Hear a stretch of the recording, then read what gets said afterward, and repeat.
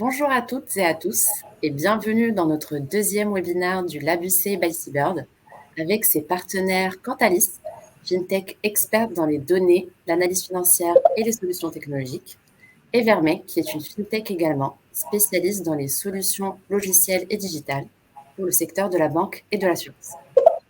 D'ailleurs, pour celles et ceux qui n'ont pas pu assister à notre premier webinaire et qui ne connaissent peut-être pas le LabUC by Seabird, en fait, c'est un collectif d'idéation et d'innovation sur les unités de compte, donc un domaine qui concentre les perspectives de développement de l'assurance vie et de l'épargne retraite.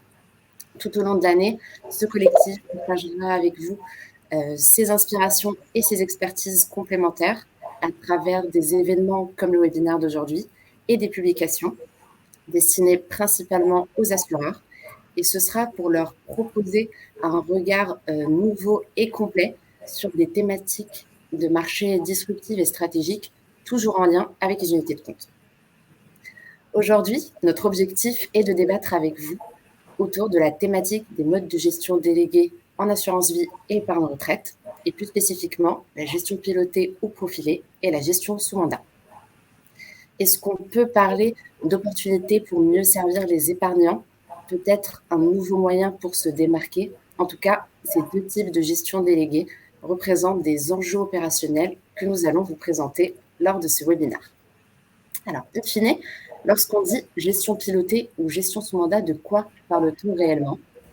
Nous allons en débattre aujourd'hui avec Pierre Miramont, responsable analyse de fonds et des portefeuilles modèles chez Cantalis. Bonjour à tous. Cédric Caget, responsable Europe avant-vente chez Vermeil. Bonjour à tous. Et Mathilde Descourtis, directrice de l'offre transformation chez Seabird. Bonjour à tous. Tout au long du webinaire, n'hésitez pas à nous faire parvenir vos questions via le chat afin que nous puissions y répondre tout à la fin dans une session dédiée aux questions-réponses. Alors, dans cette première partie, nous allons nous intéresser à la manière de se différencier au vu de la généralisation des modes de gestion délégués dans une perspective mass market. Et pour introduire le sujet, Mathilde, quel est le trend de croissance sur les modes de gestion délégués et comment l'expliques-tu? Alors, c'est vrai que la croissance des encours en gestion déléguée en assurance vie est une tendance de fond qu'on observe depuis maintenant une petite dizaine d'années. C'est-à-dire qu'on est passé d'une part de sociétés de gestion responsables de mandats d'arbitrage qui se situent autour de 10% en 2011 à quasiment 20% en 2019. Et on a un encours moyen géré par ces sociétés de gestion qui a plus que doublé en 5 ans. Donc les chiffres sont assez parlants. La gestion pilotée en 2011 en UC, c'est 6,7 milliards d'euros. En 2019, c'est 21,6 milliards d'euros. Alors évidemment, ce sont des montants qui restent relativement anecdotiques si on les compare au fonds en euros. Mais pour autant, on a une véritable croissance que l'on peut qualifier de quasi exponentielle sur ces 10 dernières années. Finalement, cette tendance, elle s'explique par deux facteurs clés. Le premier, c'est le contexte réglementaire et le second, le volet technologique. Sur le volet réglementaire, il y a deux réformes clés qui ont joué comme des triggers extrêmement favorables au développement de ces modes de gestion. Le premier, c'est DDA, qui a conduit l'ensemble de l'écosystème assurantiel à renforcer son devoir de conseil. Et donc, les modes de gestion ont de facto trouvé une place de choix parmi le catalogue de propositions des assureurs. Ça a même souvent été vécu comme une condition sine qua non finalement à l'accompagnement du client vers un shift de son épargne du fonds euro vers les UC, puisque le mode de gestion délégué a pour effet finalement de rassurer le client en le déresponsabilisant vis-à-vis de l'expertise d'allocation financière pure qui du coup est prise en charge par le délégataire. Donc ça, c'est le premier trigger réglementaire. Le second, et qui a finalement un peu enfoncé le clou, c'est la loi Pacte, qui a permis d'élargir le terrain de jeu, s'il en était besoin, en déclarant finalement la gestion pilotée à horizon comme mode de gestion par défaut pour l'épargne retraite, ce qui, mécaniquement, évidemment, a permis d'augmenter les encours sur ce mode de gestion. Donc ça, c'est pour le volet réglementaire. Et comme je le disais, le volet technologique a également joué comme un facteur favorable au développement de ces modes de gestion. Et en ça, on fait référence au développement du self-care, parce que les robots advisors ont investi finalement le marché de la distribution des produits d'épargne et ont mis au service du client leur moteur technologique pour proposer des portefeuilles d'allocation modèle qui s'alignent sur les mouvements de marché afin de pouvoir finalement garantir aux clients, et en tout cas c'est la promesse qui en est faite, plus de sérénité et de performance, le tout fondé sur leur moteur de calcul et éventuellement une part d'intelligence artificielle qui est présente dans ces technologies. Finalement, aujourd'hui, rares sont les acteurs, qu'ils soient assureurs, banques assureurs ou mutualistes, à ne pas avoir une offre en gestion déléguée ou à minima avoir le projet à court terme d'en construire une. Merci Mathilde. Et côté Cantalis, Pierre, puisque vous avez une casquette robot, comment se concrétise ce mouvement de marché vers davantage de gestion pilotée ou sous mandat de votre point de vue? Alors, de notre point de vue, le marché s'oriente un peu vers un modèle US où les managed portfolios ont un rôle très important. Selon une étude Cerulli parue aux USA en 2018, 26% des conseillers, donc ça fait à peu près 5 300 milliards de dollars d'actifs, utilisent des portefeuilles modèles en complément de leur recherche pour alimenter justement leur portefeuille. On constate aussi cette montée en puissance de la gestion pilotée et de la gestion sous mandat en France avec, comme le soulignait Mathilde, la loi Pacte, et une forte demande d'appareillage technique et digital. Et c'est d'ailleurs la raison pour laquelle Cantalis a fait un choix d'offres assez large vis-à-vis de l'écosystème, assurance, asset management et conseil en gestion de patrimoine, la data, les solutions digitales et la recherche et l'analyse de fonds. Et on a un gain de temps indéniable grâce à ces solutions qui permet aux conseillers de se focaliser plus sur la planification financière de leurs clients et la prospection commerciale, tout en maintenant un niveau de qualité de gestion assez élevé. Merci Pierre. Et si le développement des offres en gestion pilotée ou sous mandat semble être une tendance de fond sur le marché, certaines offres sont-elles plus en vogue que d'autres, Mathilde? Oui, alors effectivement, comme je le disais tout à l'heure, la question n'est plus aujourd'hui vraiment de savoir s'il faut ou pas lancer une offre en gestion pilotée ou sous mandat. Ça semble être plutôt un acquis. Mais ce qu'il faut se poser finalement maintenant comme question, c'est sous quel angle le faire. Parce que, comme le disait Pierre, comme on s'oriente vers un modèle de marché qui shift sur une partie, on a un marché qui est évidemment de plus en plus compétitif, avec de nouveaux acteurs, on vient de les citer, et un degré d'architecture ouverte en contrepoint des assureurs, en France en tout cas, qui est somme toute assez limité. Confère la dernière étude sur le sujet de l'AMF, que j'imagine un certain nombre d'entre vous ont pu lire, qui conclut assez clairement finalement que la structure de groupe, donc dans les groupes assurantiels qui ont des filiales éventuellement asset management, est très marquée, que les assureurs investissent majoritairement dans les fonds gérés par des sociétés de gestion du même conglomérat, et réciproquement, les sociétés de gestion gèrent quasiment exclusivement des placements provenant des assureurs du même groupe. Et on a comme statistique assez forte, notamment, que les fonds français représentent 73% des UC déclarés par les assureurs à la CPR, et près de 1000 fonds français sont détenus à plus de 80% par les assureurs en représentation des contrats en UC. Donc, on voit bien que cette architecture ouverte, effectivement, est pas encore pleinement utilisée par le monde de l'assurance.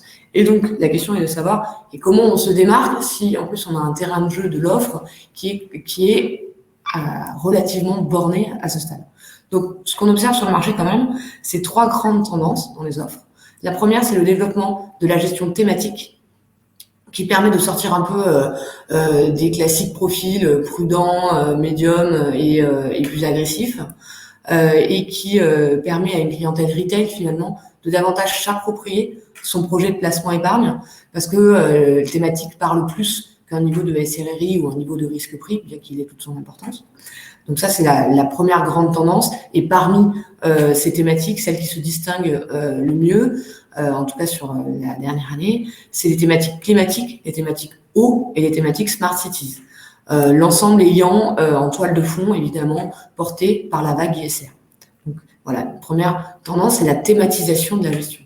La seconde, c'est l'introduction de classes d'actifs dites différenciantes au sein finalement de ces modes de gestion, qui étaient jusqu'ici très trustés par finalement les OPC à plus de 90%.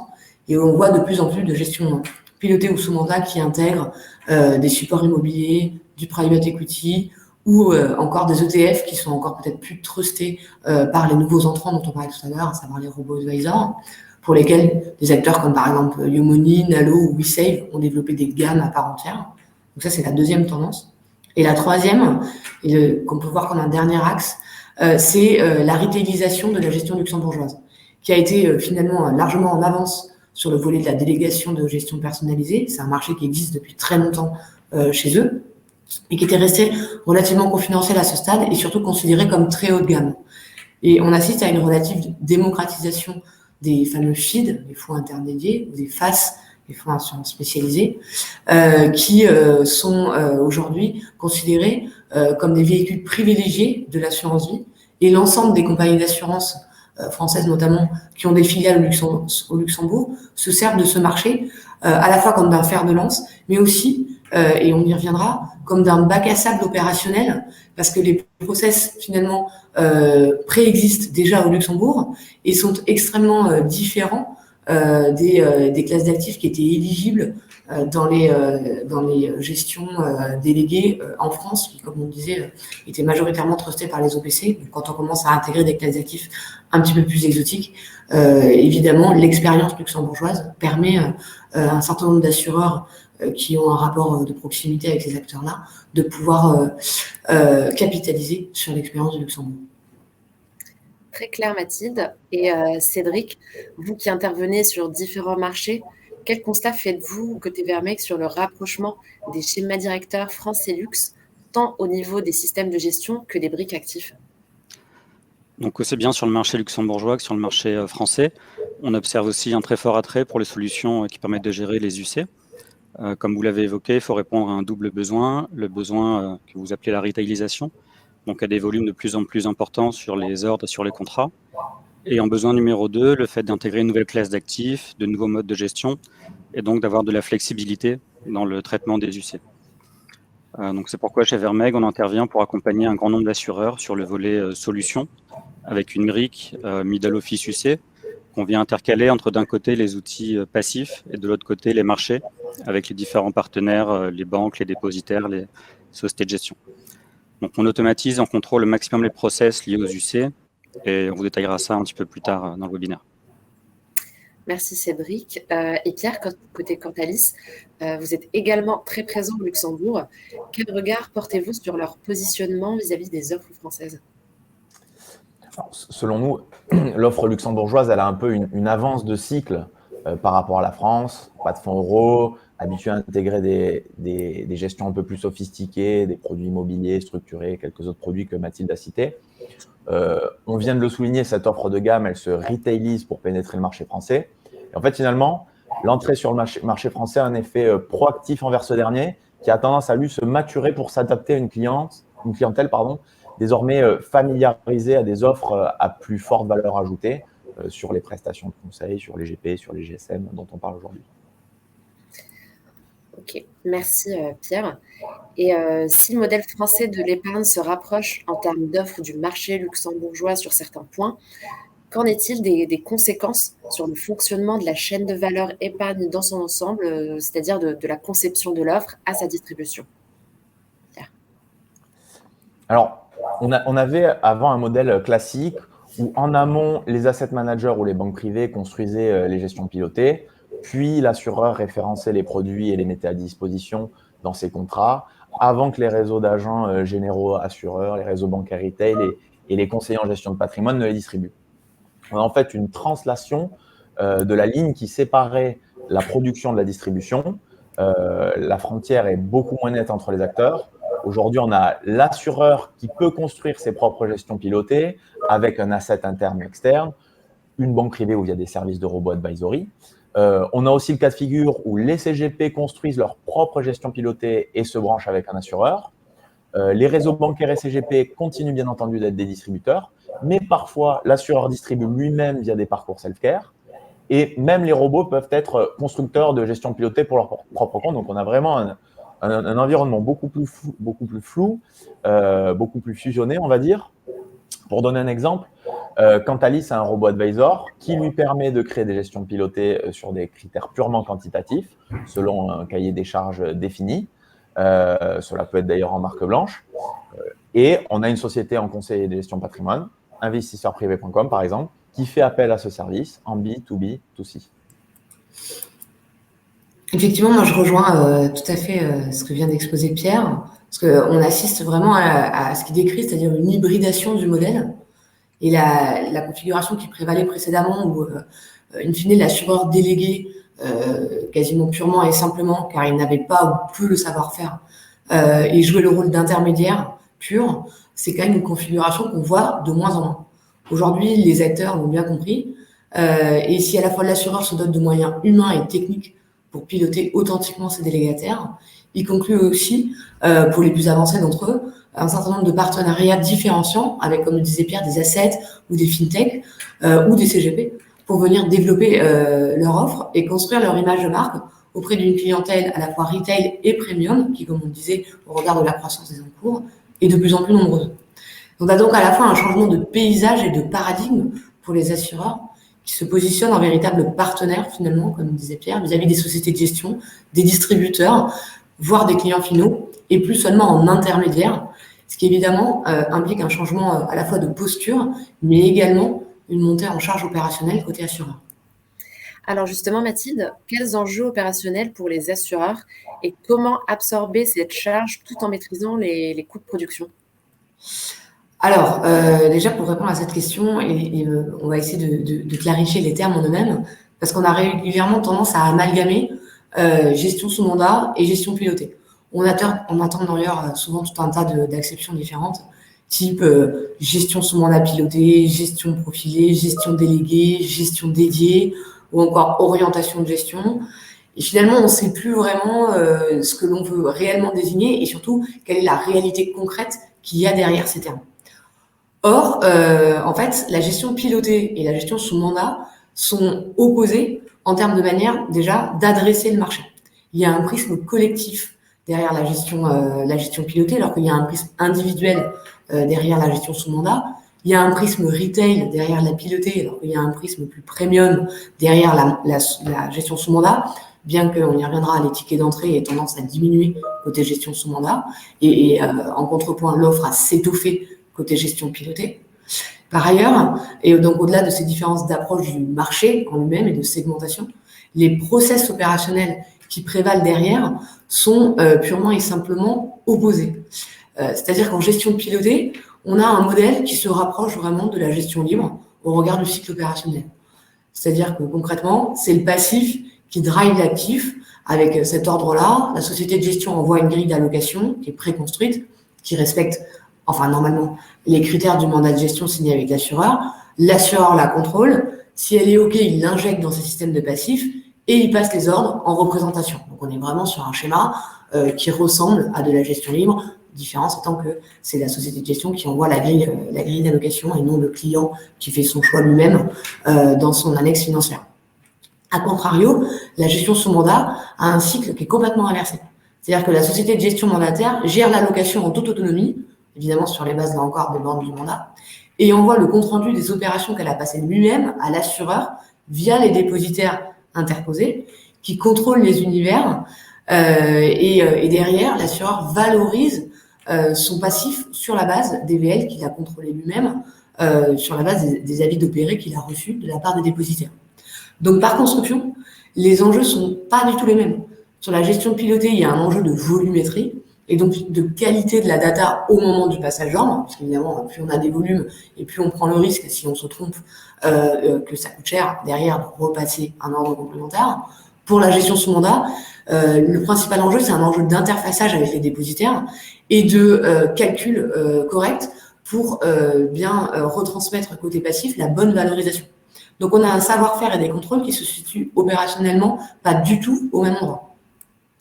Justement, d'un point de vue opérationnel, côté Vermeil, qu'observez-vous en termes de modifications principales, que ce soit au niveau des process ou des outils sous-jacents qui accompagnent le développement de ces nouvelles offres? Donc pour illustrer ce qu'a présenté Mathilde, je vais commencer par cette slide avec différents indicateurs sur les évolutions du marché et des offres, avec 3 niveaux d'information. D'abord à gauche, on retrouve la forte augmentation des encours en gestion sous mandat. Donc on voit que le montant total a plus que doublé sur les 6 dernières années. C'est un graphique qui vient de l'AMF également. Comme le nombre de sociétés de gestion est resté relativement stable sur la période, on a déjà un premier indicateur qui nous montre l'augmentation de l'encours moyen par société de gestion. Comme évoqué précédemment, donc c'est la loi Pacte, bien sûr, qui a eu un gros impact sur ce développement. Ensuite, sur la partie en haut à droite du slide, donc on donne 2 indicateurs pour montrer la bonne dynamique de ce marché. D'abord, selon les chiffres à fin avril de la FFA, la Fédération française de l'assurance, pour les nouveaux contrats PER, les plans épargne retraite, on a déjà atteint 1,6 million de contrats, donc c'est très significatif. Ensuite, l'arrivée de nouveaux acteurs comme Yomoni, Nalo, WeSave qu'on a évoqué, qui montrent le bon dynamisme du marché et le fait qu'on puisse encore innover, construire des offres avec des tickets d'entrée plus faibles. Enfin, sur la partie en bas à droite de la page, donc on a repris une étude de Lombard International et Accenture Luxembourg.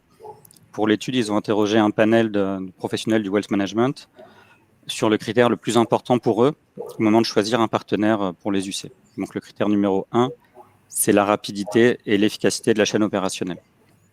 Donc en synthèse pour cette slide, de plus en plus d'encours sur les contrats UC, de plus en plus de petits contrats avec des spécificités liées au nouveau mode de gestion. Donc plus d'encours, plus de contrats, plus d'ordres. La capacité à gérer des volumes de manière automatique et sécurisée est vraiment aujourd'hui un point clé pour l'appréciation du travail des assureurs. Et pour être un petit peu plus concret encore, donc, on va aborder 3 challenges qu'on rencontre quand on doit gérer des volumes sur ces métiers. Premier challenge, la scalabilité.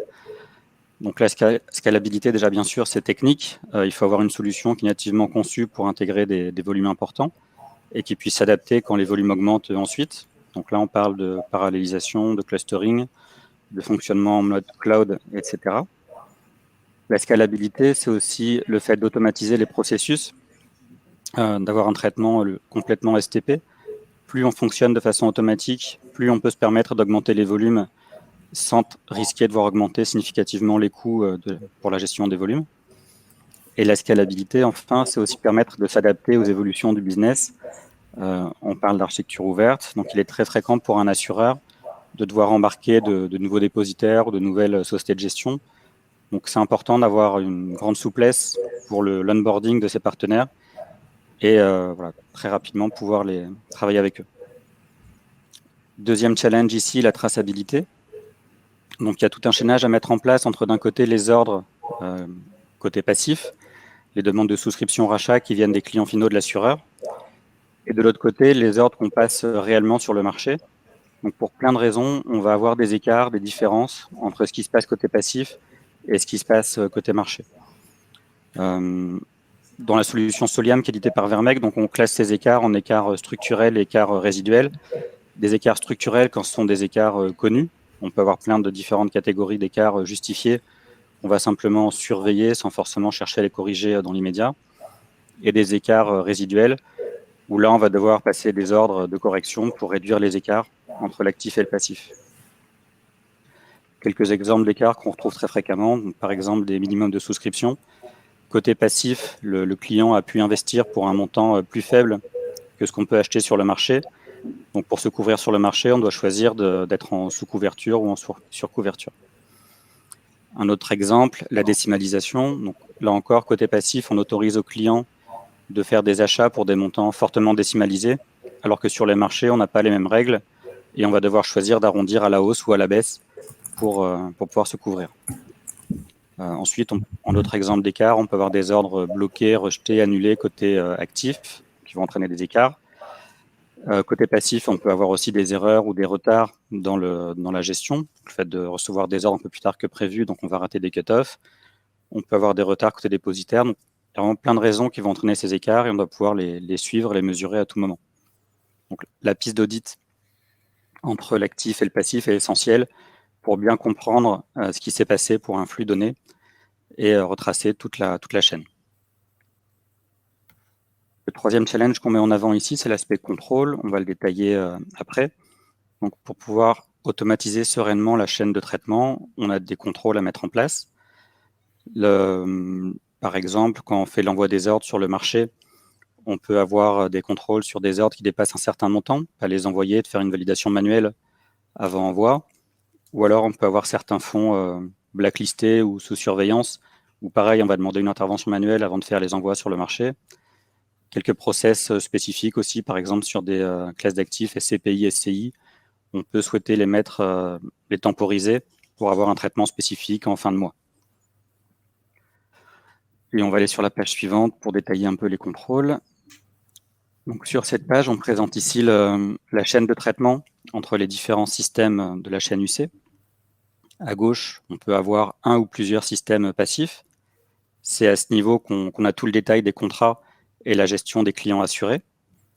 Et à droite, on représente les marchés, marchés au sens large, donc les partenaires sociétés de gestion, les banques, les dépositaires, les fournisseurs de données. Voilà. Et au centre, donc une brique de gestion type middle office UC qui permet de faire l'interface entre le passif et les marchés pour automatiser toute la chaîne. Le premier enjeu, ça va être le passage d'ordre. Donc pour ça, on collecte de la part du passif les demandes de tous les clients de souscription rachat quotidiennement, et on va activer des processus d'agrégation netting pour pouvoir limiter au maximum l'envoi des ordres sur le marché. Si on imagine par exemple une journée où on a la somme des clients qui veulent souscrire sur un fonds qui correspond à 1 million d'euros et la somme des clients qui veulent faire un rachat sur ce même fonds qui correspond aussi à 1 million d'euros, ce n'est pas la peine d'envoyer les 2 ordres sur le marché. Ils s'annulent et on peut les neutraliser au niveau de la solution intermédiaire. L'enjeu numéro 2, donc, c'est les contrôles. La brique UC au milieu doit avoir toute l'intelligence nécessaire pour à tout moment bien distinguer les écarts avec le passif à gauche, l'actif à droite. Donc on parle de différents niveaux de contrôle. On parle de niveau de contrôle actif-actif quand on est sur la droite du schéma. Ça, c'est les contrôles qu'on retrouve de manière classique en asset management. On va avoir des contrôles actifs-actifs sur les ordres. On vérifie que les ordres qu'on récupère, qui ont été exécutés sur le marché, sont bien les ordres qu'on souhaitait obtenir. Donc pour ça, on les compare avec les instructions qu'on avait envoyées et avec les NAV des fonds qu'on a reçus entre-temps. Deuxième type de contrôle actif-actif sur les positions. Ici, on vérifie que les positions connues dans l'outil de gestion sont identiques aux positions connues chez les banques. On a des contrôles de type passif-passif. Donc là, c'est la partie gauche du schéma. On va s'assurer que les informations reçues du système passif sont bien cohérentes. On parle aussi d'enroulement de PM. Chaque jour, on va comparer les stocks qu'on avait reçus la veille avec les flux qu'on a reçus aujourd'hui, donc les positions et les ordres côté passif. Et ça doit nous permettre de reconstituer les positions, les stocks de la journée. C'est un contrôle uniquement sur les données reçues du passif. Une fois qu'on a mis en place ces 2 contrôles, donc actif-actif à droite, actif-passif à gauche, là on peut passer au contrôle actif-passif, donc pour réconcilier le tout. Et on va essayer de répondre à 2 questions principales. La question numéro 1, c'est quels sont mes risques aujourd'hui liés aux écarts actifs-passifs? Pour toutes les raisons que j'ai évoquées tout à l'heure, donc on a des écarts de quantité, de montant entre les 2 positions. Donc à tout moment, c'est important de pouvoir estimer ces écarts en montant, en quantité, et de pouvoir proposer des décisions, peut-être de passer des ordres d'ajustement, par exemple, pour réduire le risque pour l'assureur, selon si on est en surcouverture, en sous-couverture. Question numéro 2, quels sont mes gains ou mes pertes sur les opérations passées? Donc là, on prend un petit peu plus de recul. En général, on fait des rapports sur le trimestre ou sur l'année en cours. Et on va regarder sur toutes les opérations qui ont été passées sur le marché, est-ce qu'on a perdu ou gagné de l'argent? Par exemple, il y a pu avoir une fois où on a raté un cut-off, où il y a eu un retard côté passif ou côté dépositaire. Donc dans ce cas, on s'est couvert sur le marché à un cours différent du cours qui a été offert au client. Donc on aura perdu ou gagné de l'argent. Et c'est important de faire ce type de rapport pour comprendre les erreurs et voir comment les améliorer, les optimiser dans le futur. Donc là, on parle de rapport de type risque d'intermédiation sur une période de temps. Merci Cédric. Au regard de ce que tu viens d'exposer, on comprend que pour les assureurs, les enjeux opérationnels liés à la croissance des volumes en gestion pilotée et structurée sont cruciaux. Mathilde, qu'est-ce que cela entraîne en termes de modification de positionnement de l'assureur vis-à-vis des sociétés de gestion? Alors effectivement, comme vient de le décrire Cédric, d'un point de vue opérationnel, on a une montée en charge qui est nécessaire sur la partie capacité à traiter les volumes, mais aussi contrôle associé, parce qu'il ne s'agit pas seulement d'opérer des contrôles purement opérationnels. Parce que comme tu le disais, il y a un vrai changement de posture en fait, de l'assureur, qui a maintenant bien perçu qu'il fallait non seulement opérer des contrôles a priori, c'est-à-dire s'assurer du bon respect des conditions et des normes du mandat, mais aussi des contrôles a posteriori, pour pouvoir rendre compte auprès du client, finalement, et du régulateur, d'ailleurs, le cas échéant, de la correcte adéquation risque-performance des allocations qui ont été mises en place. Donc, concrètement, ça doit se traduire par des contrôles à la fois quantitatifs et qualitatifs sur les allocations proposées et, in fine, réalisées pour s'assurer, justement, que tout est sous contrôle. Donc, en synthèse, déléguer la gestion, ça ne veut plus dire avancer dans le noir en donnant la responsabilité à cette gestion avec laquelle on a construit un partenariat, qu'elle soit maison ou non d'ailleurs. Et finalement, évidemment, que construire un partenariat, ça veut dire faire confiance. Mais pour prendre un adage classique, la confiance n'exclut pas le contrôle.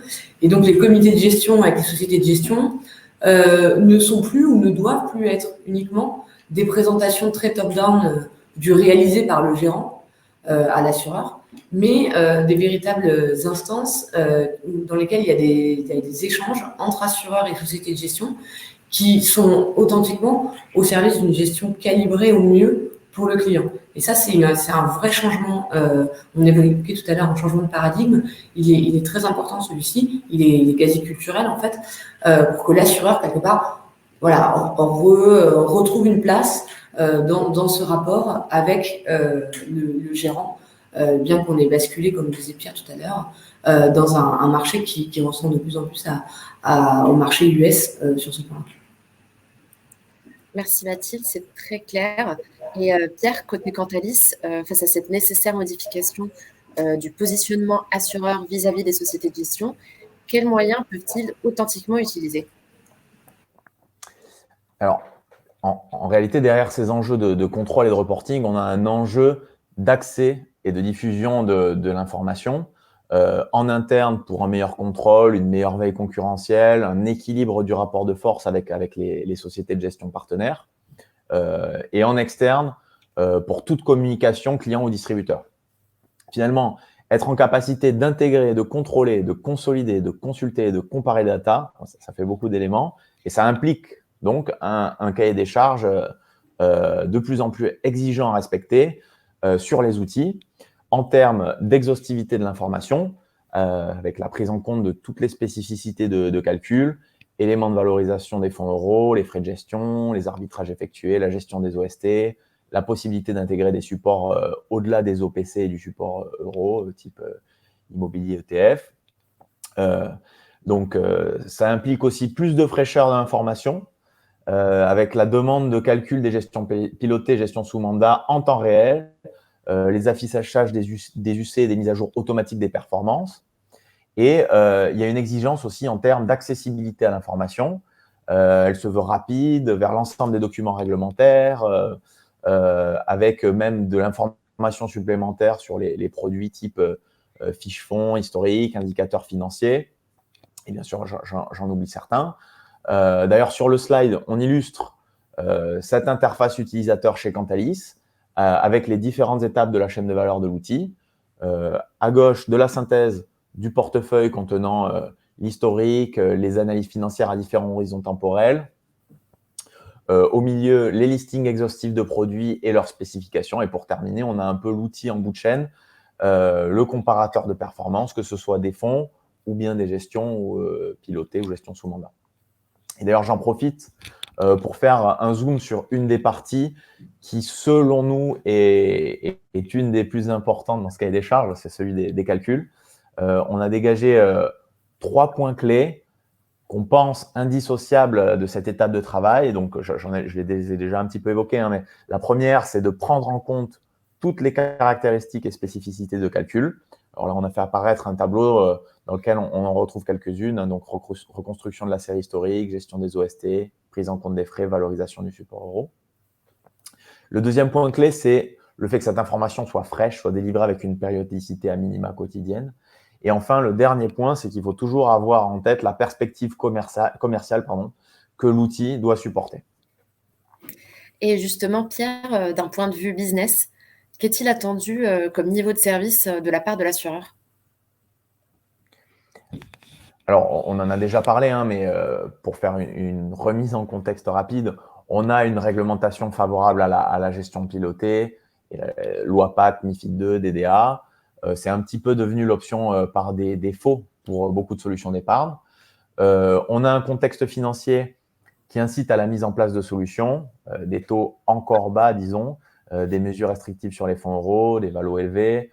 Il y a vraiment un travail sur l'allocation d'actifs, sur la sélection des fonds et le contrôle des risques qui est de plus en plus complexe, avec ce besoin de rendre plus tangible la valeur ajoutée par le conseil, voilà, plus de transparence sur les services proposés, et aussi avec des nouveaux acteurs low cost qui amènent, comme on l'a dit tout à l'heure, une pression sur les marges.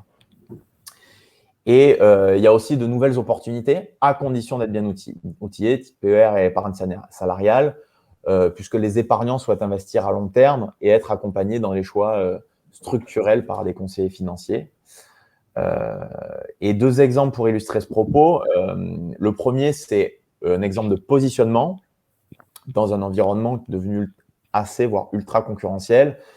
Ici, on fait par exemple apparaître les ratios risque-volatilité des fonds avec un profil patrimonial prudent, risqué ou offensif. Cela permet, par exemple, à une gestion de se mettre en perspective dans un environnement assez large, assez compétitif. Et le deuxième exemple, c'est un exemple sur l'adaptation. Donc ici, on a construit une allocation 100% UC issue purement du robot advisor Cantalis, sur un profil prudent qui était basé sur une allocation de classe d'actifs assez diversifiante, voilà, pour changer par rapport aux fonds euros. Et ça nous amène un petit peu de parler de ces classes d'actifs diversifiantes un petit peu à ce qu'il y a sous le capot de la voiture, à regarder le moteur et à parler des UC. À nouveau, un petit rappel, puisque Mathilde a déjà évoqué certains de ces chiffres en début de présentation. Sur le total des cotisations en assurance vie qui s'élevait à 116 milliards d'euros en 2020, la part des UC était de 34%. L'encours des contrats d'assurance vie à fin 2020 s'élevait à 1 790 milliards d'euros. La part de cet encours investi en actions, obligations et immobilier dépasse les 60%. C'est un petit peu compliqué de passer à côté de ces classes d'actifs, auxquelles se rajoutent produits de campagne, SCPI, fonds de private equity, fonds thématiques, ETF, fonds ISR, si on veut se différencier. Parce qu'en face, il y a une vraie hétérogénéité des offres de l'assurance vie, avec des nombres d'UC qui peuvent varier de 10 à 3000 en fonction des supports, avec des catégories qui vont de 5 à plus de 50 pour une gamme, et des disparités sur les performances qu'on peut constater heureusement grâce à des notations standardisées, telles que les étoiles Cantalis. Et donc, tous ces éléments font qu'il faut mettre en place une veille sur ces univers, en général de la vision la plus globale sur la richesse et la complémentarité des stratégies, mais aussi sur la qualité des fonds vers la vision plus fine sur les produits, en se mettant toujours en perspective face à la concurrence. Nous, c'est ce qu'on appelle des diagnostics UC. Et donc, à réaliser avec en tête le positionnement de sa gamme, qui est pour nous une fonction de la quantité d'UC, de la qualité des UC et de la diversité de ces UC. Et en fait, c'est ce triptyque, comme on le voit sur ce graphique, qui désigne un petit peu quel type de gamme on choisit. Alors, bien évidemment, on peut tous les compiler ou alors on peut avoir un biais vers certains de ces gammes sans pour autant être vraiment engagé là-dedans. Mais nous, on discerne les gammes orientées, où on a un nombre d'UC de qualité sur une thématique ou sur des catégories de produits, ou en tout cas qui viennent ajouter un petit peu de diversité par rapport à des gammes standards, où il y a justement un enjeu de justification des produits, donner un peu du sens à l'investissement, un petit peu de storytelling derrière. On a aussi pour nous des gammes encadrées, où on a des UC de qualité sur des catégories diversifiées, mais pas nécessairement nombreuses, peu de fonds, mais pertinents. Alors cela implique d'avoir un bassin qu'on doit revoir sur une base régulière, avec tous les enjeux techniques et logistiques que ça entraîne derrière. Et il y a les dernières gammes, qu'on appelle un peu les gammes élargies, où on a beaucoup d'UC, très diversifiés, pas nécessairement de qualité, toute qualité confondue, disons, où là, l'enjeu, c'est de proposer des bassins de plus en plus fournis avec un enjeu d'alimentation. Merci Pierre, c'était vraiment très clair. Mathilde, en synthèse, quels sont les grands milestones à ne pas rater pour être pleinement efficient dans un projet de lancement d'offres, qu'elle soit en gestion pilotée ou gestion sous mandat? Alors, en synthèse, effectivement, lancer une offre de gestion déléguée, comme tu disais, quelle que soit la nature de la délégation, ça nécessite côté assureur, et dans cet ordre, de bien calibrer là où les clientèles visées, de nouer les partenariats adéquats en capacité de concevoir ou de co-concevoir avec l'assureur les offres à la maille sous-jacente. Et comme vient de le décrire Pierre, il y a une certaine hétérogénéité aujourd'hui sur le marché qui serait opportun pour ceux qui se lancent maintenant ou qui construisent d'autres offres de venir peut-être resserrer autour de peut-être du premier type de gamme qu'évoquait Pierre, à savoir des gammes orientées, donc avec un univers plus resserré, mais où la qualité est au rendez-vous et la thématisation est un axe, comme on disait tout à l'heure. C'est un des axes qui permet aujourd'hui la croissance des volumes et la captation d'un marché retail qui a besoin de sens. Et ça permet donc de se distinguer dans un environnement qui est donc par nature très compétitif. Et le troisième point, c'est pour l'assureur, et il est très important, d'adapter son modèle opérationnel pour assurer à la fois la qualité de service attendue par le client et la maîtrise des coûts de production pour l'assureur, comme on l'a vu, évidemment, croît à mesure que ces volumes sous gestion croissent également. Très clair, merci Mathilde. Merci à tous les trois pour cet échange très constructif autour des modes de gestion délégués en assurance vie et épargne retraite. Nous pouvons à présent passer aux questions-réponses. Encore une fois, n'hésitez pas à nous envoyer via le chat toutes vos questions et nous tâcherons d'y répondre.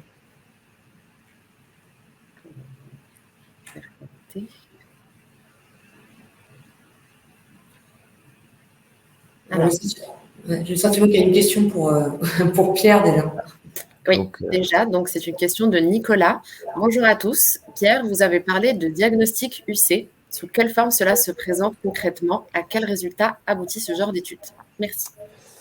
Alors, concrètement, le diagnostic, ça va être un corpus de documents et d'analyses sur la base du cahier des charges du client, de l'assureur en général, avec une analyse de couverture et de qualité de gamme, une comparaison avec des contrats concurrents choisis, une analyse éventuelle des gestions pilotées ou gestions sous mandat proposées sur ces gammes, avec, on va dire, des ateliers de travail intermédiaires pour faire un diagnostic à la fois indépendant, mais qui prend aussi en compte les spécificités du client, au bout duquel on a une restitution orale, si souhaitable, avec des comités d'investissement UC et avec les partenaires externes, dans lequel on va présenter toute la série de recommandations issues de ces analyses. Et ce type de diagnostic est soit effectué en une fois, et avec un travail assez conséquent derrière, bien entendu, soit il peut être, une fois que le setup est fait, soit il peut faire l'objet d'un suivi, donc un suivi annuel, pour justement entretenir cet œil sur cette surveillance sur cette gamme. Et en général, la suite logique du diagnostic UC, ça va être les recommandations de fond, qui est bien notre cœur de métier dans la partie recherche et analyse de Cantalis. Merci Pierre. On a déjà une deuxième question. Peut-on considérer l'eurocroissance comme une sorte de gestion pilotée de très long terme avec une garantie du capital? Mathilde, peut-être? Alors oui, effectivement, on pourrait faire cette analogie au sens où finalement sur un produit eurocroissance, alors la différence des gestions pilotées ou déléguées, c'est plutôt l'assureur qui fait ça, propre allocation, un peu comme sur le fonds euro, avec effectivement, comme c'est précisé dans la question, une garantie en capital à l'échéance seulement, ce qui permet une certaine latitude, et ce qui a d'ailleurs été renforcé par la loi Pacte, entre la souscription et la sortie. Donc oui, on peut l'envisager comme ça, avec pour autant effectivement, comme on vient de le dire, une notion de peut-être de rapport de force entre la société de gestion, le délégataire, le distributeur, etc., qui est sur un modèle peut-être plus connu pour l'assureur que ne le sont les gestions pilotées ou sous mandat de la manière dont elles sont développées aujourd'hui. Merci Mathilde. Alors, une question pour Cédric. Bonjour à tous. Cédric, en tant qu'éditeur de solutions pour traiter les problématiques UC, quelles évolutions envisagez-vous sur le marché et comment prévoyez-vous de faire évoluer vos solutions? Merci pour la question. Donc, nous, on travaille sur 2 points principaux aujourd'hui quand on fait évoluer nos solutions. Le premier, le volet interface, comme on en parlait tout à l'heure, donc le côté travailler avec de nouveaux partenaires, faire évoluer ces interfaces avec le marché ou avec le passif. Donc, on a une offre spécifique qu'on développe et qui rencontre un franc succès au Luxembourg comme en France. Donc, on fait du mode service sur ces interfaces. Et aussi le côté digitalisation et facilité d'utilisation. On met en place des nouveaux dashboards spécifiques pour bien suivre les processus, analyser les PNL, les écarts. Voilà, c'est nos principaux sujets de travail aujourd'hui. Très clair, merci Cédric. J'espère que ça a répondu à ta question, Adrien.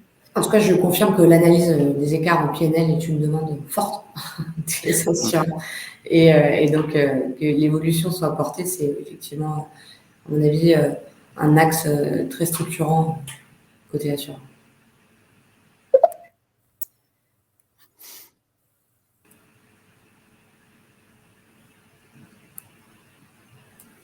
Est-ce qu'il y a d'autres questions?